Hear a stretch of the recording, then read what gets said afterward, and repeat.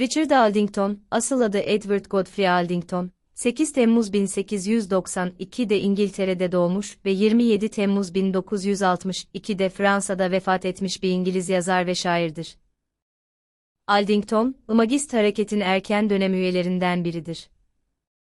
Şair Hilda Doğlit'le H.D. ile 1911'den 1938'e kadar evli kalmıştır. Yaklaşık 50 yıllık yazarlık kariyeri boyunca şiir, roman, eleştiri ve biyografi türlerinde eserler vermiştir. The Egoist adlı edebiyat dergisini yönetmiş ve The Times Literary Supplement, Vogue, The Criterion ve Pitti gibi yayınlar için yazmıştır.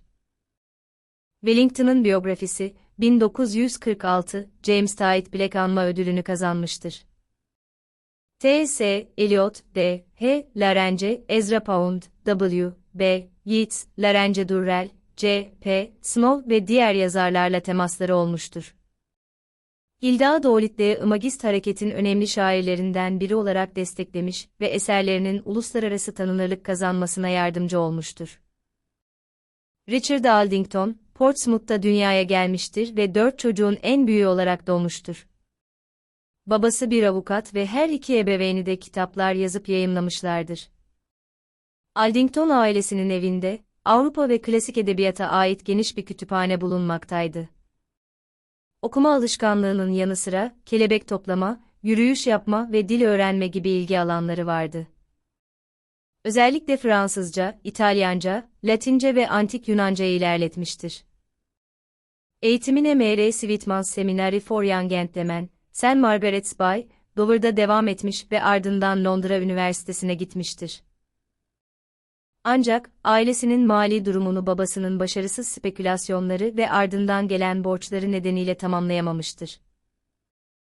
Ebeveynlerinden aldığı küçük bir maddi destekle spor gazeteciliği yapmaya başlamış, Britanyalı yazarların etkili bir çevresine dahil olmuş ve bu dönemde şiirlerini İngiliz dergilerinde yayımlamaya başlamıştır. 1911 yılında toplum hanımı Brigitte Patmore ile tanışmış ve kısa süreli bir ilişki yaşamıştır.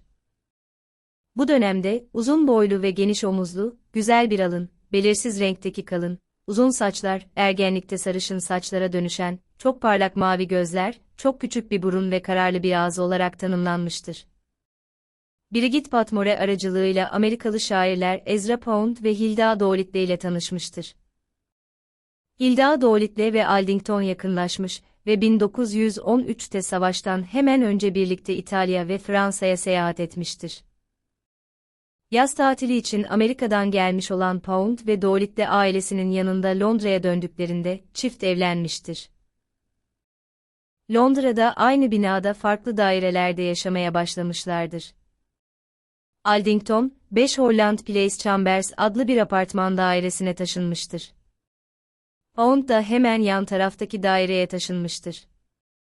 Şairler, savaştan önceki edebi hareketlilik ve yeni politikaları, fikirleri tartıştıkları Soho çay bahçelerinde ve toplum salonlarında etkilenmiştir. Aldington ve Doğlit'le, yenilikçi şiir formları, feminizm ve Victoria döneminin katı geleneklerine tepki olarak birbirlerine yakınlaşmışlardır. Yayımlanmış kitapları: Death of a Hero 1929, Birinci Dünya Savaşı'nın etkilerini bir askerin sivil hayatına yansıtan romanı. Bütün insanlar düşmandır, 1933, bir kahramanın ölümü,'nun devamı niteliğinde olan eseri. The Colonel's Daughter, 1931, toplumda taklitçilik ve edebi değerleri alaycı bir şekilde eleştiren romanı. A Dream in the Luxembourg, 1930, Yunan tragedyaları ve mitlerine yapılan göndermelerle dolu şiir eseri. A Fool in the Forest, 1925, hüznün romantik bir şekilde işlendiği şiir eseri. Etiketler, Şiir Vakfı. Imagist Hareketi. Dünya Savaşı şiiri. Dünya Savaşı yazarları. Yazar. Biyografi yazarları.